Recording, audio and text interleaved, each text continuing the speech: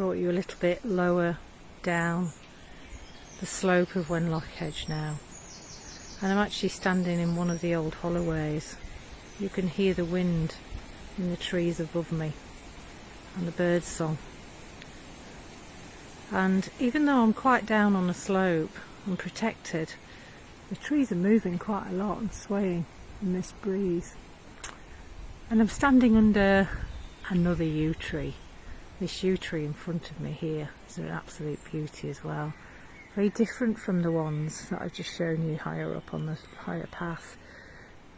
We're on one of these ancient holloways which are going back not just medieval but much later, actually much earlier, in time, sometimes over 1,000 years old. And this tree here is nestled really within the soil. You can see the trunks much thicker and the root patterns very different.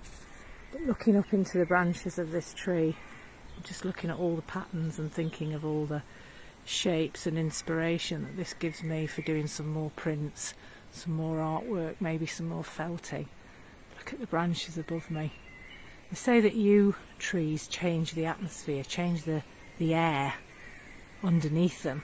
That was another reason that they were put in churchyards, because they could literally help to mask the smell of any bodies that were buried quite close to the surface.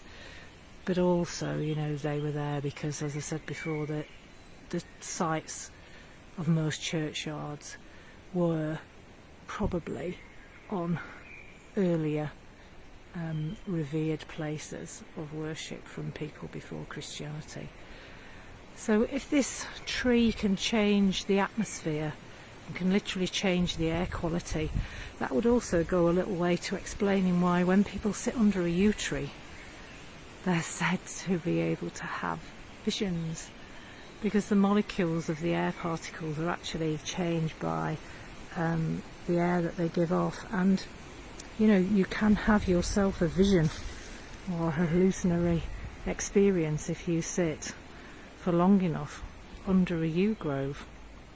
I'm sure scientists would give me some names to explain the elements of the compounds of the air that is changed by that, but I've read about it enough to know that that's actually a real thing.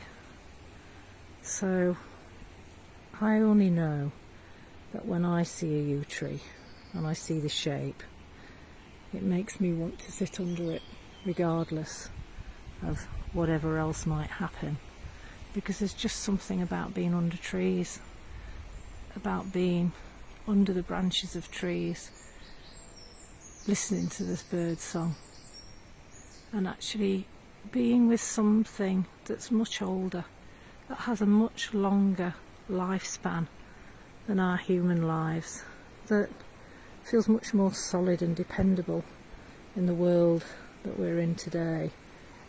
Trees for me are incredible healers, not just in our air quality of taking away our pollution, but just in the absolute beauty of their shape. You know, the more I look at the shape of these branches, the more I want to look. The more patterns I see, the more different things I see each time I'm looking at it. And it's just incredible.